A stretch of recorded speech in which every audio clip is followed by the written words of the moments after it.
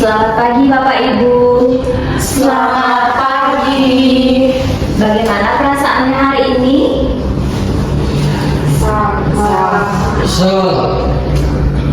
Apa penyebab Bapak Ibu merasa marah dan juga kesal hari ini?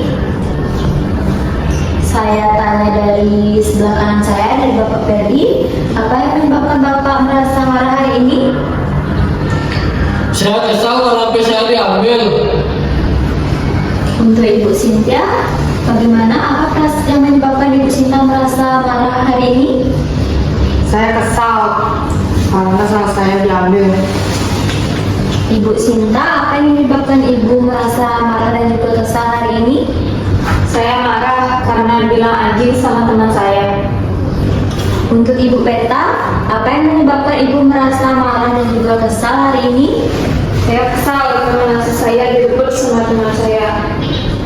Untuk Bapak Oke, apa yang menyebabkan Bapak marah hari ini? Saya marah dari saya diambil teman saya. Untuk Ibu Tian, apa yang menyebabkan Ibu marah hari ini? Saya kesal minuman saya selalu diambil. Bapak Ibu, kemarin kita sudah melaksanakan terapi aktivitas kelompok stimulasi persepsi sesi 2, yaitu mencegah perilaku kekerasan secara fisik. Apakah Bapak Ibu sudah mencobanya kemarin? Untuk Bapak Ferdi sudah mencobanya? Belum. Untuk Ibu Sinta bagaimana? Belum. Untuk Ibu Sinta? Belum. Untuk Ibu Peta sudah mencoba? Untuk Bapak Ibu yang sudah mencoba itu sudah bagus. Untuk yang belum, nanti Bapak Ibu bisa mencoba kembali apa yang sudah dipelajari kemarin.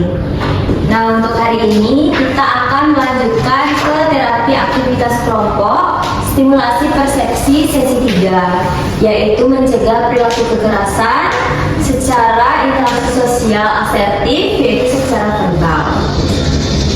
Adapun aturan yang Bapak Ibu harus taati selama kegiatan ini, yaitu yang pertama, Bapak Ibu harus mengikuti kegiatan dari awal hingga akhir. Kemudian yang kedua, apabila Bapak Ibu ingin keluar atau izin ke toilet, Bapak Ibu bisa mengangkat tangan dan izin kepada saya selaku leader. Untuk waktu terapi pada hari ini, yaitu kita akan laksanakan selama 30 menit, yaitu dari pukul 9 hingga 9.30 ya Bapak Ibu. Sebelum saya lanjut ke terapinya, saya ingin bertanya kepada Bapak Ibu terlebih dahulu. Bagaimana cara Bapak Ibu berbicara kepada teman atau orang lain Bapak Ibu ketika ingin meminta sesuatu? Saya akan coba satu persatu tanyakan, yaitu dari sebelah kanan saya, yaitu Bapak Ferdi. Bagaimana cara Bapak untuk berbicara kepada orang lain ketika ingin meminta sesuatu? Sini bawa HP saya. Untuk Ibu Cynthia, bagaimana cara Ibu ketika ingin meminta sesuatu kepada orang lain? Sini bawa sandal saya mau pakai sandal. Kalau Ibu Sinta, bagaimana cara Ibu ketika ingin meminta sesuatu kepada orang lain? Mana bandelku? Untuk Ibu Peta, bagaimana cara Ibu berbicara kepada orang lain ketika Ibu Peta menginginkan sesuatu? Sini bawa lensa saya lapar. Untuk Bapak Oke, bagaimana cara Bapak ketika ingin meminta sesuatu kepada orang lain? Woi, sini bawa HP saya. Untuk Ibu Tian, bagaimana cara Ibu untuk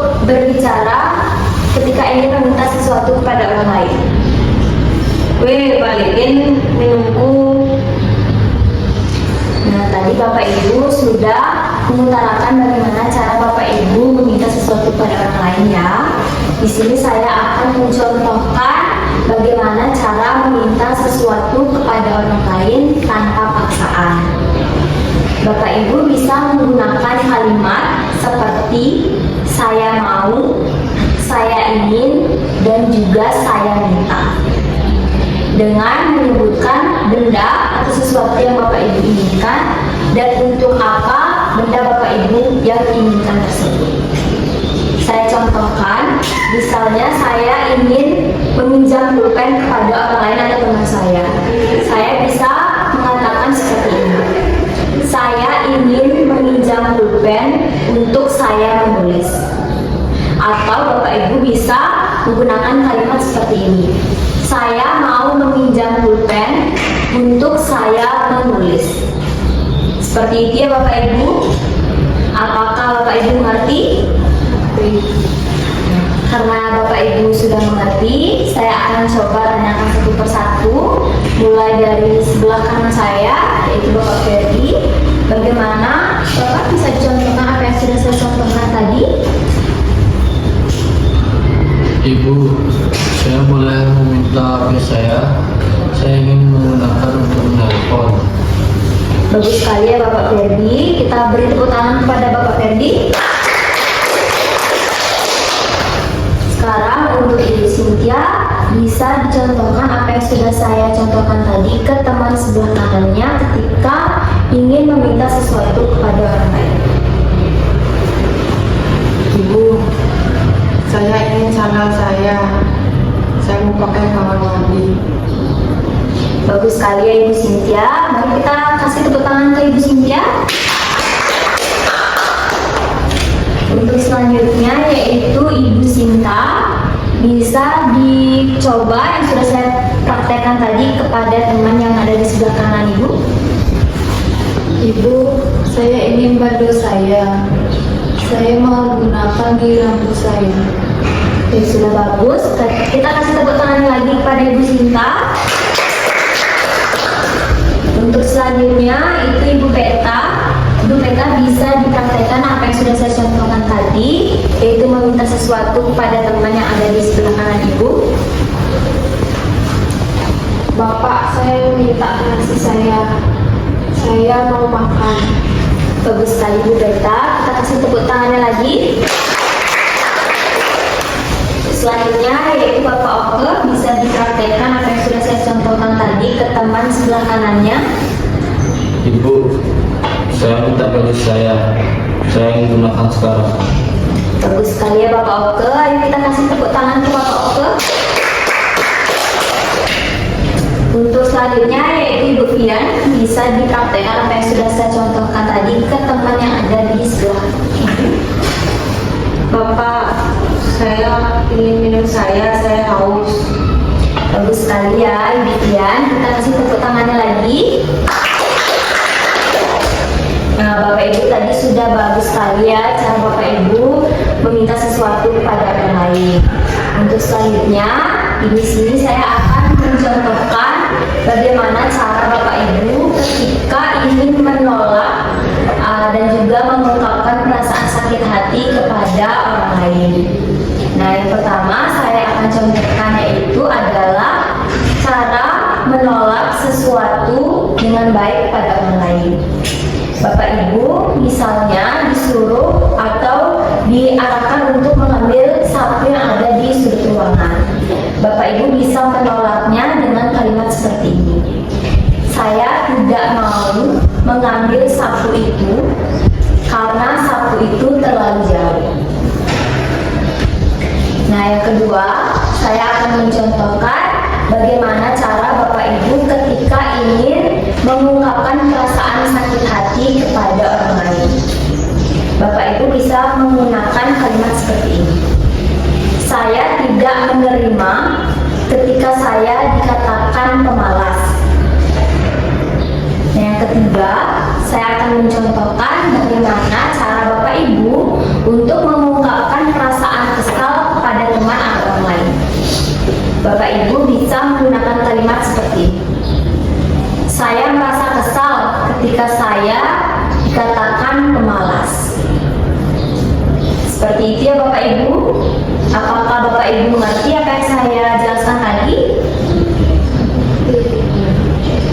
Karena Bapak Ibu sudah mengerti, mari kita praktekkan lagi satu persatu. Saya mulai dari Bapak yang ada di sebelah kanan saya, dan Bapak Freddy, ayo dicoba. Ibu, saya merasa kesal karena dibilang pemarah. Bagus sekali ya Bapak Ferdi. Kita kasih tepuk tangan ke Bapak Ferdi. Untuk selanjutnya kepada Ibu Cynthia, ayo dicoba Ibu bagaimana cara menolak dengan baik, bagaimana cara mengungkapkan perasaan sakit hati kepada teman atau orang lain, Bu. Ibu, saya tidak ingin mengambil baju itu karena baju itu kotor. Bagus sekali ya Ibu Cynthia. Kita kasih tepuk tangan ke Ibu Cynthia. Untuk selanjutnya yaitu Ibu Sinta. Ayo Ibu dicoba bagaimana cara menolak dan juga mengungkapkan perasaan sakit hati kepada orang lain. Ibu, saya kesal karena saya dikatakan pendek. Bagus sekali ya Ibu Sinta. Kita kasih tepuk tangan ke Ibu Sinta. Selanjutnya Ibu Peta. Ayo Ibu dicoba apa yang sudah dipraktekkan tadi.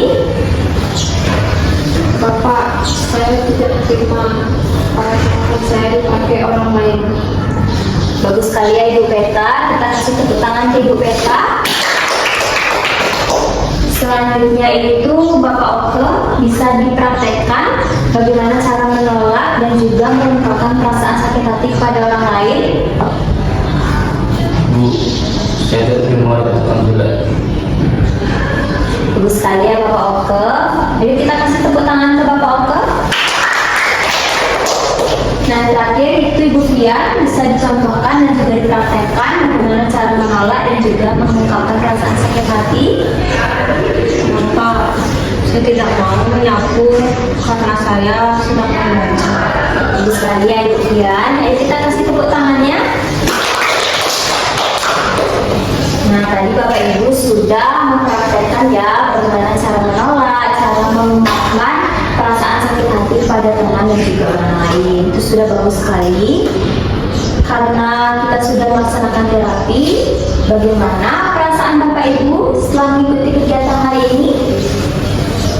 Apakah merasa lega atau biasa saja? Saya coba tanya satu persatu dari Bapak Ferdi, bagaimana perasaannya? Saya merasa lega. Ada. Untuk Ibu Cynthia, bagaimana perasaannya? Saya merasa lega. Lega ya. Untuk Ibu Sinta, bagaimana perasaannya? Biasa saja ya, tidak apa Ibu. Untuk Ibu Petra, bagaimana perasaannya? Biasa saja. Biasa saja, tidak apa-apa Ibu Petra. Untuk Bapak Okto, bagaimana? Masa lebih lega. Bisa lebih lega. Untuk Ibu Fian, bagaimana? Merasa lega. Baik, bagus sekali ya Bapak Ibu. Nah, tadi kita sudah melaksanakan terapi aktivitas kelompok stimulasi persepsi sesi 3, yaitu mencegah perilaku kekerasan. Sekarang saya ingin bertanya kepada Bapak Ibu, ada yang bisa menyebutkan apa yang sudah kita pelajari tadi? Untuk Ibu Peta, bisa disebutkan apa yang sudah kita pelajari tadi? Mengungkapkan rasa sakit hati pada orang lain itu saya terkenal. Ya, bagus sekali Bu Peta. Untuk Bapak Okto, bisa disebutkan apa yang sudah kita pelajari tadi? Menolak dengan cara yang baik. Ya, bagus sekali. Untuk Ibu Fian, bisa disebutkan apa yang sudah kita pelajari tadi? Meminta sesuatu tanpa paksaan.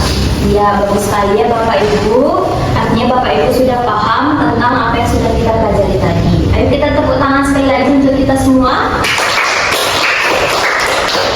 Untuk selanjutnya kita akan lanjutkan yaitu dengan pembacaan hasil observasi dari observer kita. Kepada observer, waktu saya persilakan. Terima kasih Leader atas waktunya.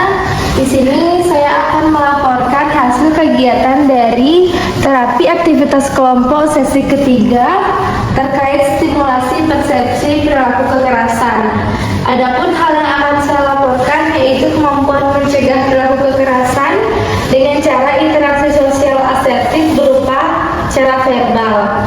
Adapun jumlah peserta yang berjumlah 6 orang, yaitu Bapak Ferdi, Ibu Cynthia, Ibu Sinta, Ibu Peta, Bapak Oke, dan Ibu Pian.